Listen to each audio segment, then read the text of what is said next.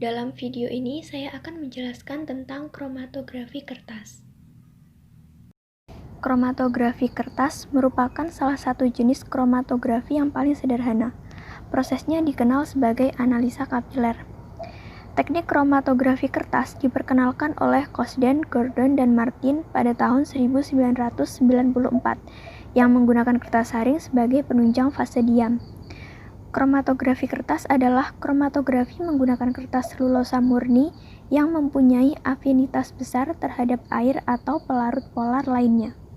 Prinsip kromatografi kertas yaitu pemisahan dari substansi menjadi komponen-komponennya yang bergantung pada distribusi suatu senyawa pada dua fase, yaitu fase diam dan fase gerak. Pelarut bergerak lambat pada kertas, komponen-komponen bergerak pada laju yang berbeda, dan campuran dipisahkan berdasarkan pada perbedaan bercak warna. Berdasarkan sifat instrumen yang digunakan, metode analisis kromatografi terdiri dari dua macam, yaitu konvensional dan modern. Kromatografi kertas merupakan salah satu jenis dari kromatografi konvensional. Kromatografi biasanya terdiri dari fase diam dan fase gerak. Fase gerak membawa komponen suatu campuran melalui fase diam, dan fase diam akan berikatan dengan komponen tersebut dengan afinitas yang berbeda-beda. Fase diam adalah bahan atau zat yang dilalui oleh fase gerak untuk memisahkan komponen-komponen yang terdapat di dalam sampel. Di dalam kromatografi kertas, yang bertindak sebagai fase diam adalah kertas serap. Kertas yang digunakan biasanya telah mengalami pemurnian, misalnya pencucian dengan HCl dan lain-lain untuk menghilangkan ion-ion logam. Kertas yang banyak dipakai adalah kertas Whatman nomor 4 dan nomor 1, tetapi kertas lain juga banyak digunakan.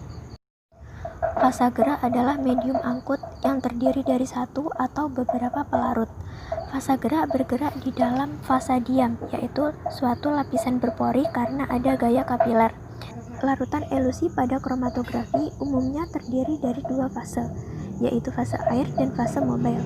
Pemilihan pelarut disesuaikan dengan kepolaran komponen yang akan dianalisa. Senyawa polar lebih cepat terelusi oleh fase gerak polar daripada non-polar. Begitu juga sebaliknya, senyawa non-polar lebih cepat terelusi oleh fase gerak non-polar daripada polar. Tiap eluen memiliki perbandingan tertentu dalam campurannya, di mana campuran tersebut nantinya akan berpengaruh terhadap hasil kromatografi. Macam-macam kromatografi kertas.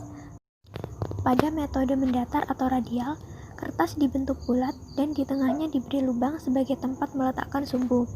Sumbu dapat terbuat dari gulungan kertas maupun benang, di mana melalui sumbu ini pelarut akan naik dan membasahi kertas, kemudian mengembang melingkar membawa senyawa yang dipisahkan.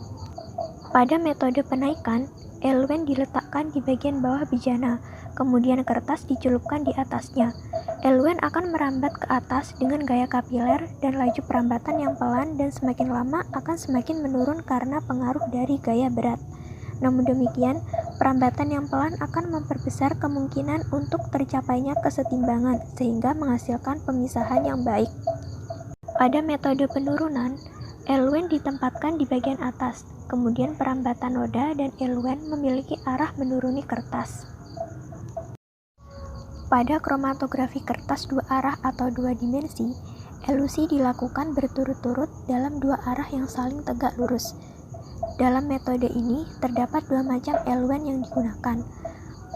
Pertama-tama, sampel ditotolkan di salah satu sudut pada kertas persegi. Lalu dilakukan elusi pertama dengan menggunakan campuran eluen pertama, kemudian dikeringkan. Setelah itu, dielusi dengan campuran eluen kedua. Berikut merupakan kegunaan dari kromatografi kertas. Dalam bidang klinik dan biokimia, kromatografi kertas digunakan untuk memisahkan asam-asam amino dan peptida, dan juga menguji urin dan cairan lainnya.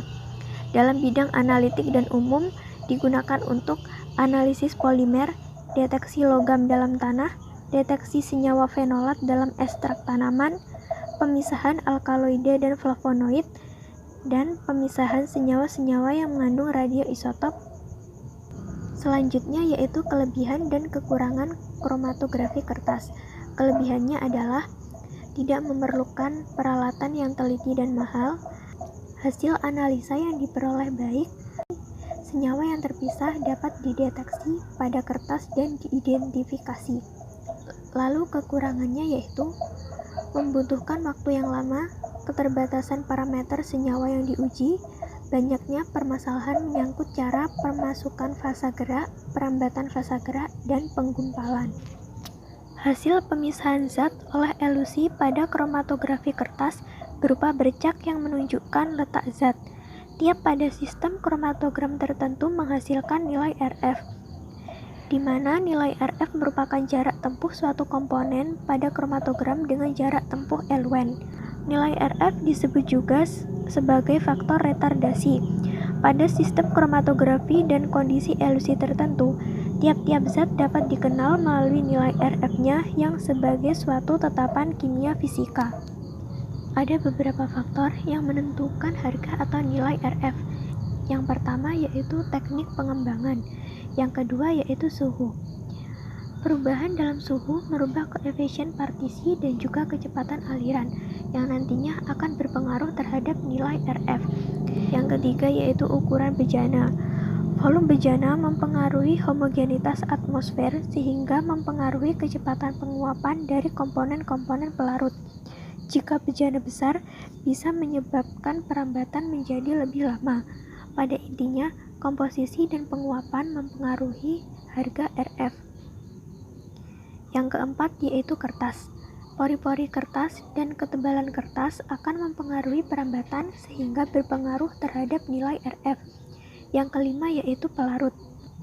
Jenis pelarut dan komposisi dari pelarut dapat mempengaruhi nilai karena akan mempengaruhi koefisien partisi. Selanjutnya yaitu analisa kromatografi kertas untuk mengidentifikasi zat warna sintetis pada agar-agar.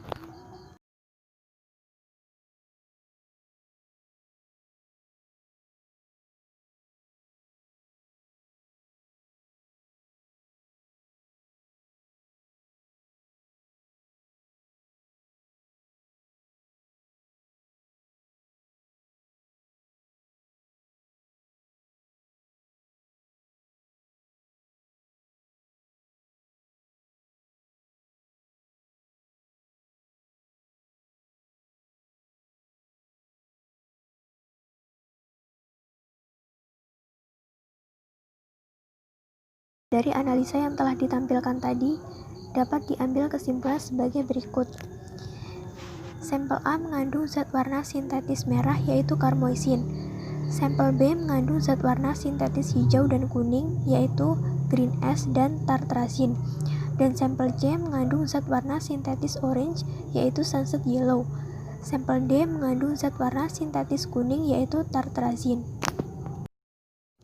Demikian penjelasan tentang kromatografi kertas dari saya. Sekian, terima kasih.